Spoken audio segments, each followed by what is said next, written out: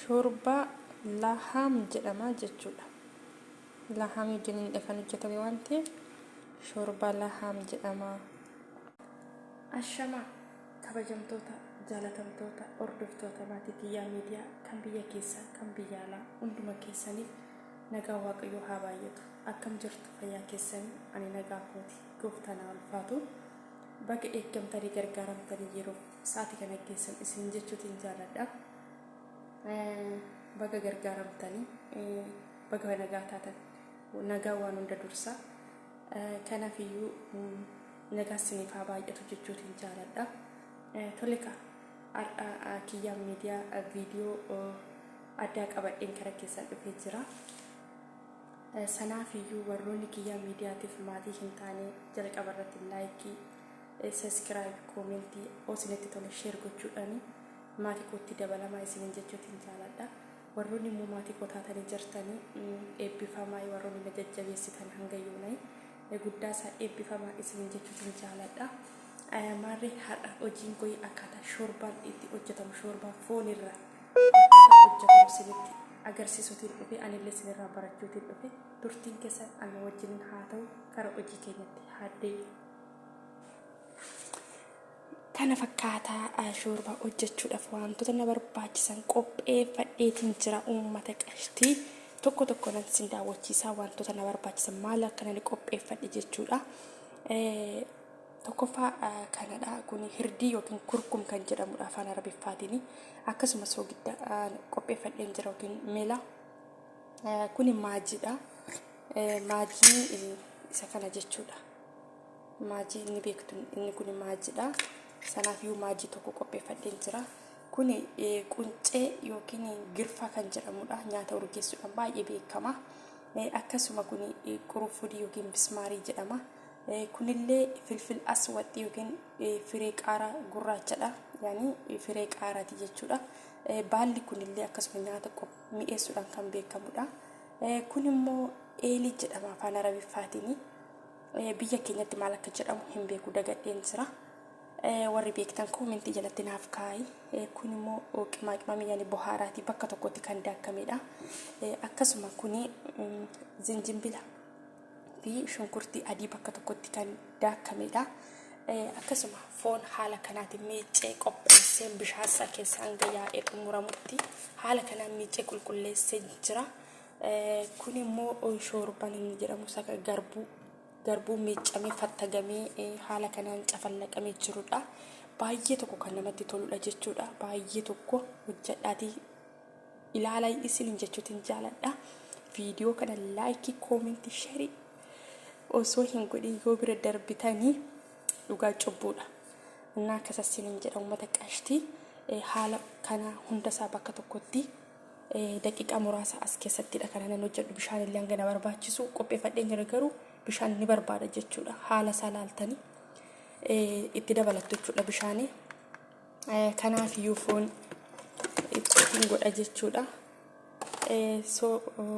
Kunillee maannoo tuumii fi zinjimbilaa fi shunkurtii adiidha. Iddoo tokkotti itti godha. Akkasuma wantoota na barbaachisan kana hundasaa haal tokkoon itti godha jechuudha. Yeroo bakka tokkotti hojjedheen booda daqiiqaa muraasadha kana nani asirra tursiisu. Daqiiqaa muraasa erga asirra tursiise asumaan dhaamsi koo wanta kana seeraan eeggadha jechuudha. Yeroo cuftanii baay'ee tokko hin ulfaata. Haala isaa eeggadhaa. Fanadda'a jechuudha. Baay'ee isaa fanaddaa wanti kun baay'ee sodaachisa. Kanaafiyyuu foon kun akka baay'ee bilchaatu waan hin barbaanneef inni kun dhumarradha kan itti godhamu. Sanaafiyyuu dhumarra waan itti godhamuufiyyuu amma ittiin godhu jechuudha. Isuma kanan daqiiqaa muraasa daqiiqaa kanan fayyadama beektu akka foon sirriitti hin bilchaanne daqiiqaa kuni kan foonitti daqiiqaa 45dha. Kun immoo kan chicken daanqotii daqiiqaa 25dha. Kanaaf daqiiqaa 25 fayyadamaa jechuudha. Daqiiqaa 25 irra tureen booda gaazii irratti dabarsa jechuudha. Gaazii irratti dabarseeni isa booda kanan itti godha jechuudha. Kanaaf iyyuu turtiin keessan hanga dhumaatti nafaana haa ta'u. Like, comment, subscribe, share gochuutii hin dagatinaa. Warroonni maatii koon ta'an immoo maatii kootti dabalamaa isiniin jechuutiin jaaladha. Dogoggora jiru immoo comment jalatti akkanaa keessan abdii guutuun qaba. Baay'ee sin jaaladha. Turtiin keessan hanga dhumaatti nafaana haa ta'u uummata qashtii. Irra caala dhaamsi kiyyaa waan kana eeggadhaa jechuudha. Baay'ee tokko ulfaata wanti kuni baay'ee fanaddaa. Lubbuu ijoollee baay'ee kan baasaa jiru wanta kanadha jechuudha. Kanaaf iyyuu seeraan cufuusaa ilaala jechuudha. Baay'ee tokko ulfaata waan ta'eef seeraan ilaala jechuudha. Hedduu tokko ulfaata jechuudha wanti kun. Ijoollee baay'ee lubbuu baasee jira. Bifallee qayyaraa jiratti fanadda'ee jechuudha. Waaqayyo sinaa eegu sinin jechuutiin jaaladha. Soo turtiin keessan nafaana haa ta'u hanga dhumaatti. Tole egaa uummata qashtii xumurameeti kan jirudha. Haala kanaan xumuree jira. Yeroo banuudhaaf jettan dirqamadha kun akkasitti ba'uutii qaba jechuudha. Aarrisaa osoo akkasitti hafuura isaa hin xumuriin yoo bantan isinitti fanadda'uutii danda'a. Dirqama kun hanga dhumaatti xumuramuutii qaba jechuudha. Nifaasii asii hawaa yookiin naannoo qilleensa xumuruutii qaba jechuudha.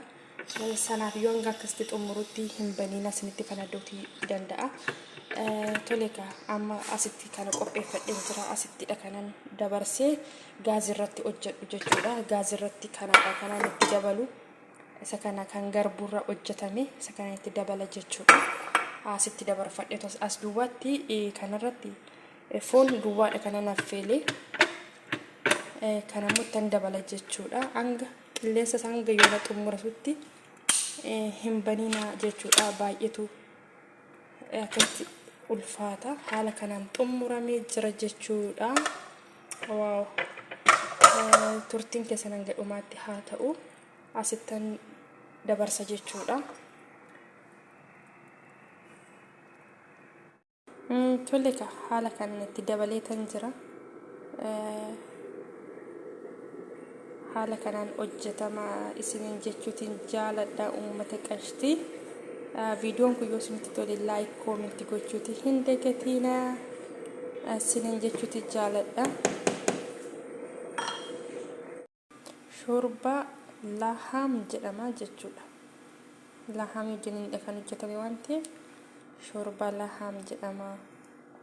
Dogoggora jiru immoo comment jalatti chak godhaa barreessaa isiniin jedha. Dogoggora korra munan sirreeffadhaa uummata qashtii. Turtiin keessa waan hanga dhumaa nafaana ta'ee fi baay'een sin jaaladha.